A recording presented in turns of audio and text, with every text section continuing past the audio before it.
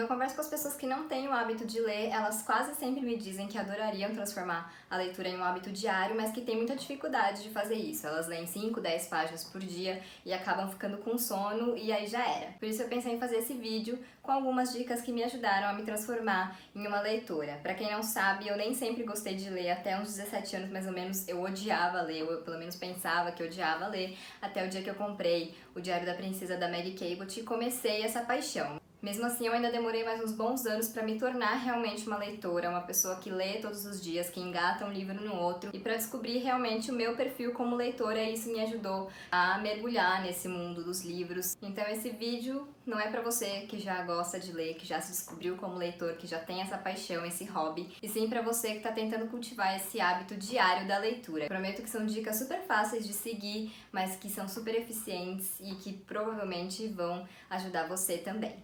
Então a minha primeira dica é você pesquisar na hora de escolher o livro que você vai ler. Claro que os best-sellers são best-sellers por uma razão, eles costumam conquistar muitas pessoas por algum motivo específico, mas nem sempre é bom a gente confiar nesses livros que vendem tanto. Eu não tô falando isso como um preconceito, alguns dos meus livros preferidos são best-sellers, mas eu acho que a gente também tem que tomar cuidado para não cair nessa de vou ler o que todo mundo tá lendo, acabar não gostando e se desiludindo com a leitura como um todo. Por exemplo, eu amo A Menina que Roubava Livros, do Marcos Zusak, que é um super best-seller, mas eu não li e não leria, e eu acho que se eu lesse eu não gostaria de 50 Tons de Cinza. Não tem nenhum juízo de valor na comparação entre essas duas obras, é só uma questão de que, imagina se eu tivesse pego 50 tons pra ler e aí falasse, poxa, eu não gostei, mas tá todo mundo gostando, acho que o problema é comigo. Não necessariamente. Então, best-sellers são legais, mas eu também tenho algumas ressalvas, então eu acho que na hora da gente escolher uma leitura, principalmente quando a gente tá tentando pegar esse hábito, pegar o gosto pelos livros, é escolher algo que realmente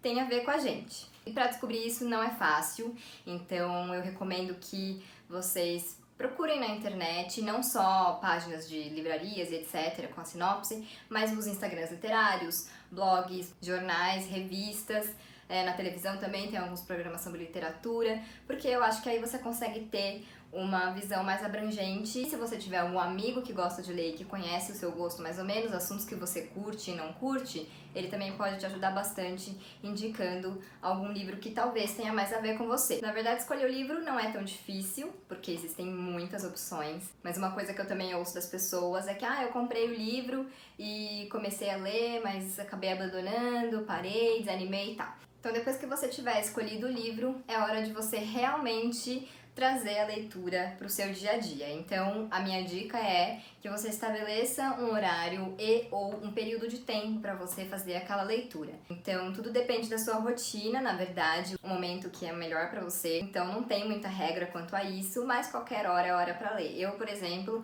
leio à noite, depois que eu já fiz tudo que eu tinha que fazer e que eu vou pra cama, então eu leio antes de dormir, mas eu conheço pessoas que gostam de ler de manhã, então elas acordam mais cedo para isso. Qualquer hora é hora.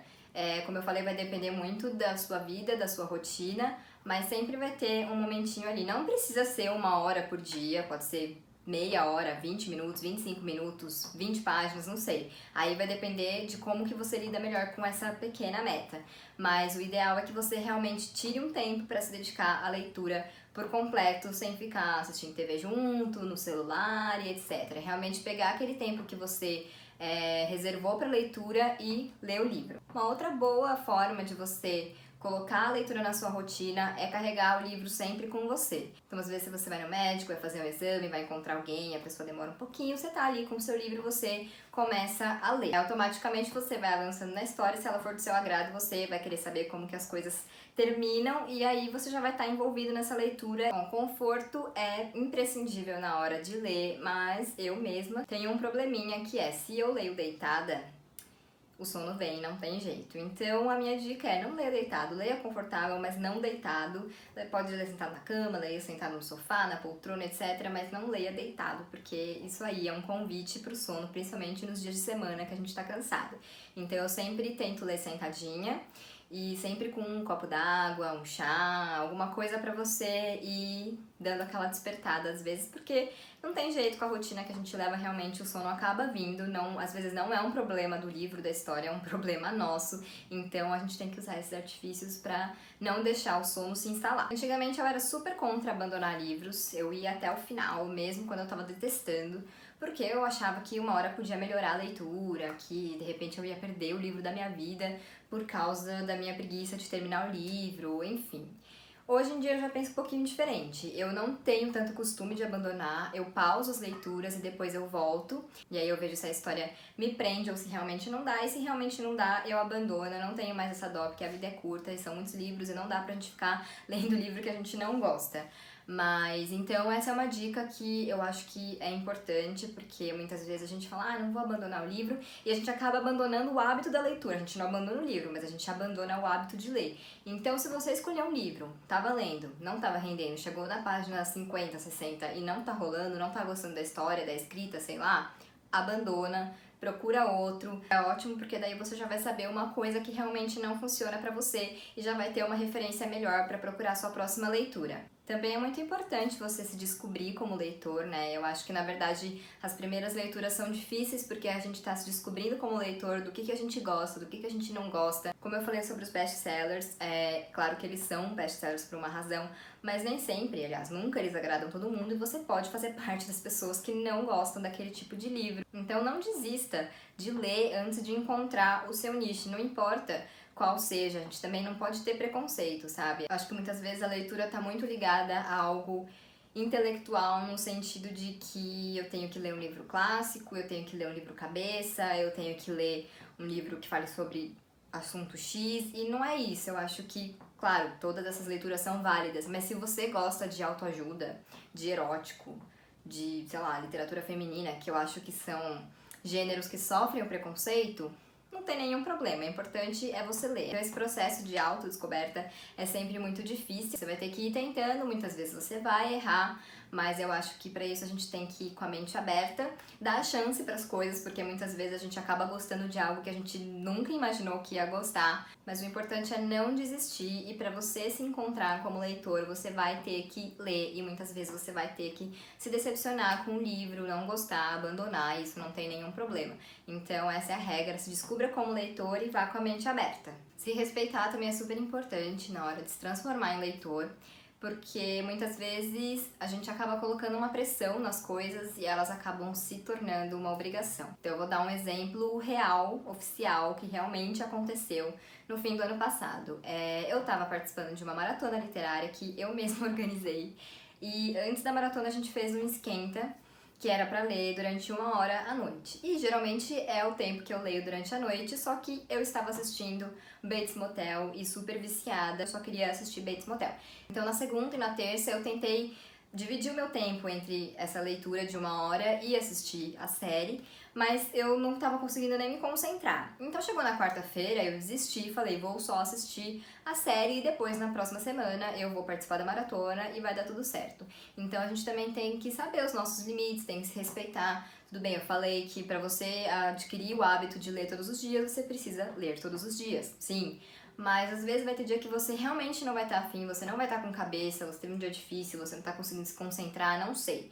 E aí nesses dias você vai deixar pra lá, vai falar, ok, eu vou assistir um filme, eu vou assistir uma série, eu vou dormir, não sei, mas hoje eu não vou ler. E tudo bem, não tem problema.